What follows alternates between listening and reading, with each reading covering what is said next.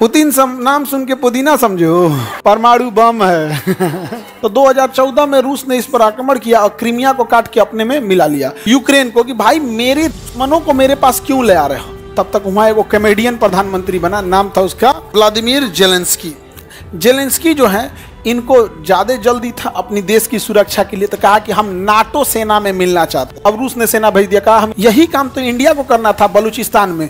बलूचिस्तान कह ही रहा था कि हम स्वतंत्रता की घोषित कर रहे हैं, आइए, लेकिन हमारे मोदी जी तो मोए मोए कर दिए, यहाँ पे लड़बे नहीं किए। उधर पुतिन को देखिए, नाटो से लड़ा 31 देश, दुनिया के सबसे शक्तिशाली देशों का संगठन है नाटो, मार के एकदम धज्जी उड़ा दिया यूक्रेन।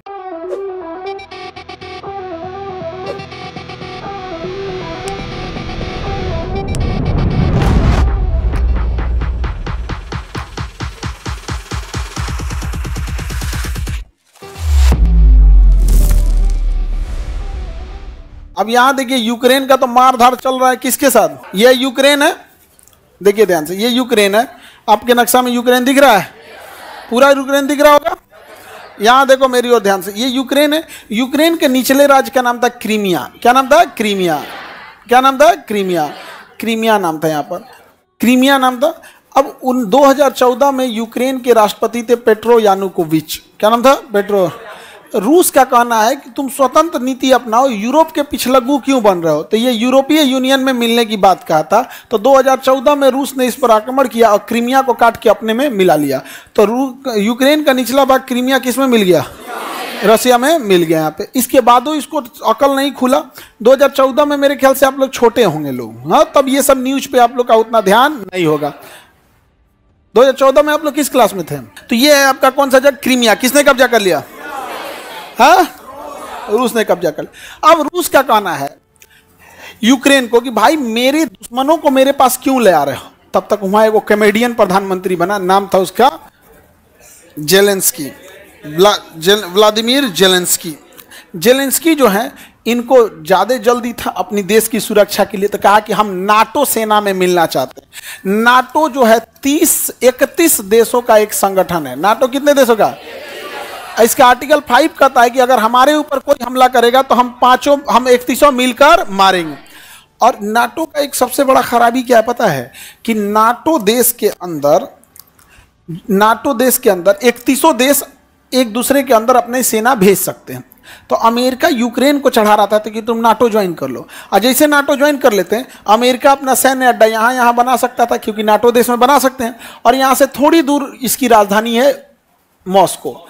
अब भैया ये इतना रिस्क क्यों लेगा? कोई देश इतना रिस्क क्यों लेगा? वो समझा रहा था नाटो मत ज्वाइन करो, क्योंकि एक बार अगर नाटो ज्वाइन कर लिए तो इसका मतलब हो गया कि नाटो देश पे किया गया हमला 31 मिलकर मारेंगे।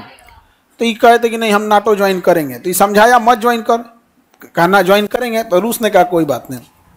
इस एरिया में जो लोग रहते हैं वो ज्यादातर उनका कल्चर रसिया से मैच करता है, और जो इस एरिया में रहते हैं इनका कल्चर यूरोप से मैच करता है। यूक्रेन ने कहा कोई बात नहीं। यहाँ के लोगों से कहा कि तुम लोग अपने स्वतंत्र देश की मांग कर दो। तो यहाँ के लोगों ने कह दिया कि हम स्वतंत्र देश बात करेंगे, डोनबास्क और डोनेस्क। वहाँ के लोगों ने कहा कि स्वतंत्र रहेंगे। अब वो हो गया स्वतंत्र। अब रूस ने सेना भेज दिया, कहा हम इसकी सुरक्षा के लिए अपनी सेना भेजे हैं, इस देश की सुरक्षा के लिए। इस देश को यूक्रेन स्वतंत्र नहीं कर रहा है, हो गया। यही काम तो इंडिया को करना था बलूचिस्तान में। बलूचिस्तान कह ही रहा था कि हम स्वतंत्रता की घोषित कर रहे हैं, आइए, लेकिन हमारे मोदी जी तो मोए मोए कर दिए। यहाँ पे 56 सेंटीमीटर का सीना, 56 मिलीमीटर, लड़बे नहीं किया। उधर पुतिन को देखिए, नाटो से लड़ा 31 देश, दुनिया के सबसे शक्तिशाली देशों का संगठन है नाटो।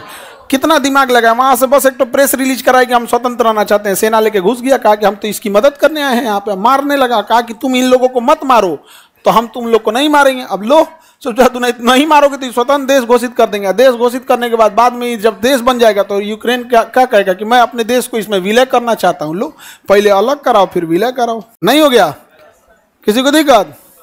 यूक्रेन में घुस गया यहाँ पे। तो इन्हों को देर जल्दी था क्या कि हम नाटो में जाएंगे, मार के एकदम धज्जी उड़ा दिया यूक्रेन का। कौन? रसिया ने। ठीक किया या नहीं? हम लोग से पूछ रहा है क्या किया क्या नहीं। भैया युद्ध में देश की जब बात आएगी, आप हमारे दुश्मन को सिधाने ले आके रखेंगे? क्या तरीका है ये? आज के वक्त में क्या जरूरत है नाटो जैसे संगठन की? मतलब हम 31 इकवट जाएंगे और किसी देश को टॉर्चर करेंगे और मारेगा तो फिर मार के खत्म कर देंगे। आप ये धमकी ना देना बात हुआ। ये तो आदि मानव के काल में लोग ग्रुप बना के रहते थे। हमारे यहाँ भारत में प्रसिद्ध है कि ग्रुप में तो कुत्ते चलते हैं, शेर अकेले। तो बहुत खराब चीज़ है ना यहाँ पे। नाटो जैसा संगठन, तो ऐसे हम लोग के बिहार में ऐसी लड़ाई होती है। बिहार में कोई लड़ाई होगी, किसी को एक तमाचा मारोगे ना तो कहेगा रुक, तो हम बताते हैं, फोन करने दो, रुक, अकेले की औकात नहीं है, तुम रुक, फोन करने दो। इतना हमारे घर वाला खाना पीने खिलाने किया कि अकेले निपटा देंगे, रुक तुम, रुक अभी यहाँ पे इतना औकात नहीं है, रुक रुक। 5 गो 10 गो को बुलाएगा, और वो 5 गो 10 गो जो आएंगे सब देखना 5 मिनट के अंदर लड़ाई झगड़ा करके फटाक से भाग जाएंगे सब यहाँ पे, फटाक से भाग जाएंगे। हम लोग पहले ऐसे ही परेशान हो जाते थे। अभी क्या होता है ना, कोनो खटपट करता है, जैसे ऑफिस में आके पहले कोनो कुछ कुछ बोलने लगता था, ये है ऐसे, तो हम लोग समझ जाते थे 5 गो को बुलाएगा, तो हम लोग पहले ही से रेडी रखते थे गेटवे पे। जहाँ कुछ किया गेट बंद करके ले तबड़ाक एकदम यहाँ पे कैसे मुकदमा लिखवाना छोड़ दिए हम लोग।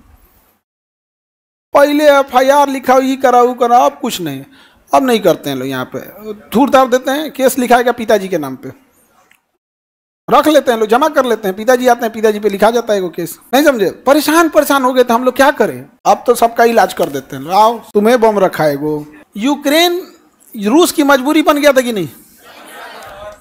क्या इसको हमला करना चाहिए, क्या इसको नाटो ज्वाइन करना चाहिए? लेकिन इतना खचरा है सब ना, रूस को यहाँ बहुत घाटा लग गया। इसके पिटाने के डर से ना फिनलैंड नाटो ज्वाइन कर लिया। इसके पिटाने के डर से कौन ज्वाइन कर लिया? फिनलैंड नाटो ज्वाइन कर लिया। तो रूस ने कहा कि देखो बाबू, हम इतने बैल नहीं हैं, हम इतना बैल नहीं है, तुम लोग को जिसको नाटो ज्वाइन करना है नाटो ज्वाइन करो। नाटो यही ना कहता है कि जो हमारे देश पे मारेगा हम उसको मिल के मारेंगे। हमें मारना होगा तो बेलारूस से मारेंगे। किसे मारेंगे? बेलारूस। और रूस ज्यादा नहीं करेगा यहाँ पे, ये खूब से खूब यहाँ पर इसका यूक्रेन, रूस का एक छोटा सा है कालिनग्राड, छोटा सा एरिया क्या है कालिनग्राड। रूस के हम आगे का प्लान बता रहे हैं, हालांकि नहीं बताना चाहिए हमको, लेकिन पुतिन पे भरोसा है, उससे कोई फर्क नहीं पड़ता है। हमको पता है तो अमेरिका के जासूसों को भी पता होगा। ऐसा थोड़े कि हम स्पेशल हैं यहाँ पर, नहीं समझे आप? पता हो गया।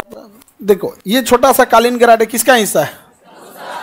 अगर रूस को मान के चलो फिनलैंड को मारना है तो यहाँ से थोड़े मारेगा फिनलैंड को, बात आ जाएगा किस पे? रूस पे। यूक्रेन को मारना यहाँ से थोड़े मारेगा, यहाँ पे स्वतंत्र घोषित कर देगा किसको? कालिनग्राड को। अपना सारा चीज, अपने अधिकारी, अपने खुफिया एजेंट को वहां का DM, SP, SDM जितने बड़े पद है सब पे बैठा देगा, जुडिशरी से सब बैठा देगा। वहां पे एक कठपुतली प्रधानमंत्री बैठा देगा और स्वतंत्र देश घोषित कर देगा किसको? कालिनग्राड को। और उसके बाद कालिनग्राड को परमाणु हथियार संपन्न देश बना देगा कि परमाणु हथियार का परीक्षण कर लिया यहाँ पे। अब मारेगा किसको? ले यूक्रेन, ले फिनलैंड, जाओ मारो इसको। रूस कहेगा हम थोड़े मारे हैं, जब तक मेरे अंडर में था कितने तरीका तमीज से रहता था।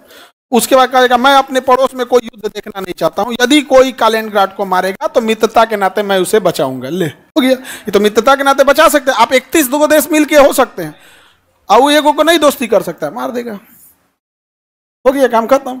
बकलोल समझो, पुतिन नाम सुन के पुदीना समझो, परमाणु बम है। इन लड़की सबको इतना गाढ़ा गाढ़ा बात समझ में आता है जी। तुम लोग तो एकदम सादा जीवन, उच्च विचार, सत्य, अहिंसा, इस सब पे वाला फॉलो करने वाले, परमाणु बम वगैरह डिपेंड ये करता है। ये बात तो हकीकत है। एक चीज हम समझ गए, मोदी जी से ज्यादा कलेजा इंदिरा गांधी का था। दिल तोड़ दिया एकदम उन्होंने, एकदम इतना मौका मिला था उनको मारने का, लेकिन आइस पाइस खेल के चला है।